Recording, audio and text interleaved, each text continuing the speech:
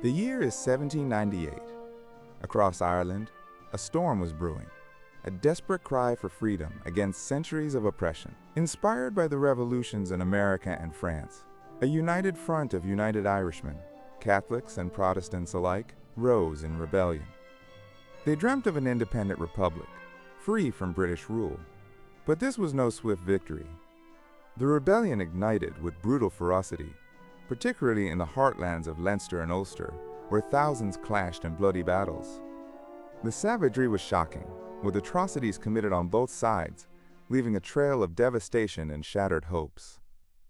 Though ultimately crushed by overwhelming British forces, the 1798 rebellion left an indelible mark, a potent symbol of Irish aspiration that would echo through generations, fueling the long and arduous struggle for nationhood. The year is 1908. Beneath the blazing sun, in the dusty ruins of Crete, archaeologists were unearthing the secrets of a lost civilization.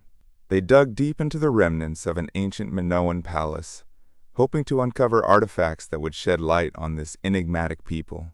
Then, amidst the debris, a discovery that would baffle scholars for generations. A clay disc, no larger than a hand. But this was no ordinary pottery. Etched onto its surface, in a perfect spiral, were a series of symbols, hieroglyphs, pictograms, unlike any script ever seen. What secrets did these swirling markings hold? Who created this mysterious object, and for what purpose? To this day, the Phaistos Disc remains undeciphered, an enduring enigma, a silent testament to an ancient world we still struggle to comprehend.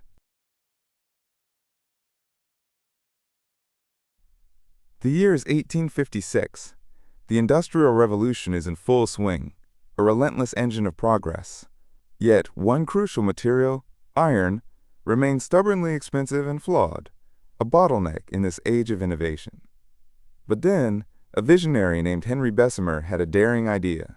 Imagine forcing a blast of air directly through molten pig iron, superheating it, and in a fiery spectacle, burning away impurities. The result? A metal that was not just cheaper to produce, but dramatically stronger. Steel. This wasn't just an improvement.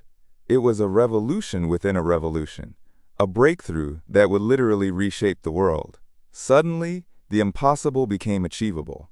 Towering skyscrapers pierced the heavens. Vast railway networks spanned continents, and vast empires could be built and maintained with unprecedented ease. The modern world, in all its complex glory, was forged in the crucible of Bessemer's brilliant, fiery vision.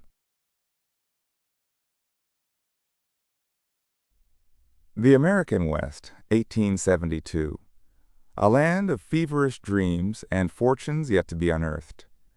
Into this booming frontier stepped two men, whispering of a discovery that would ignite the nation, a secret diamond field brimming with raw, glittering treasures. The very earth, they claimed, was yielding its most precious jewels.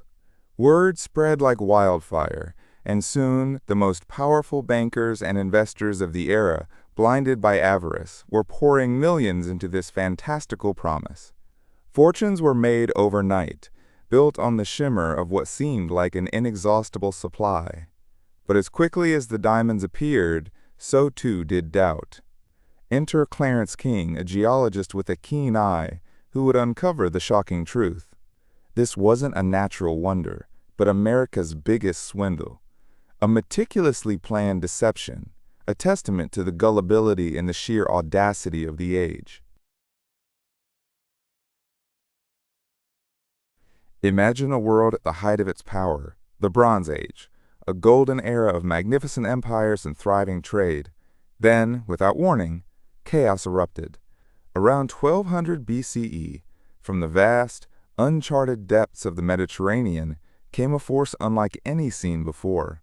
They were the Sea Peoples, a mysterious armada, their origins lost to time.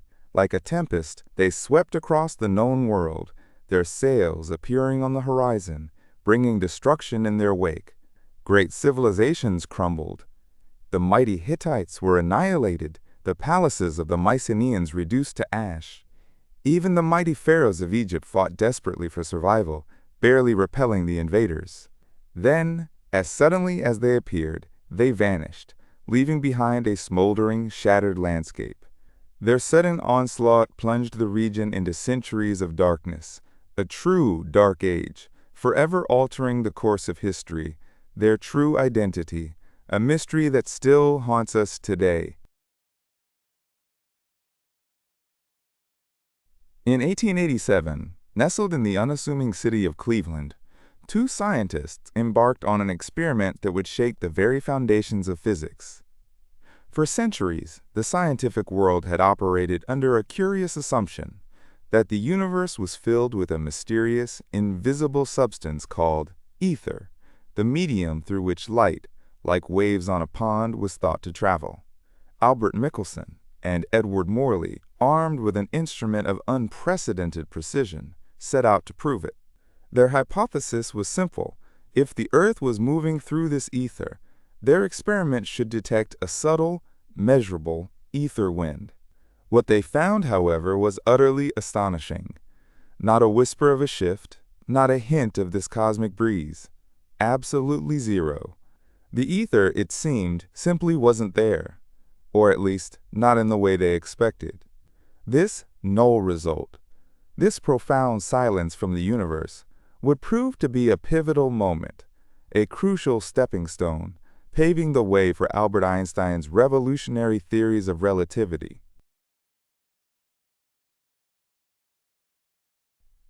In the shadow of the Red Scare, the case ignited the conscience of a nation, and indeed, the world. Nicola Sacco and Bartolomeo Vanzetti, Italian immigrant anarchists, found themselves accused of a daring payroll robbery and murder in Massachusetts. The evidence, many argued, was flimsy, built on unreliable witnesses and outright prejudice. Yet, as the trial unfolded, it became less about the crime and more about their politics. Despite widespread protests and appeals, the jury returned a guilty verdict. Their conviction and eventual execution, years later, sent shockwaves through society, exposing deep-seated fears of radicalism and sparking a debate on justice, immigration, and the very soul of America that continues to echo today.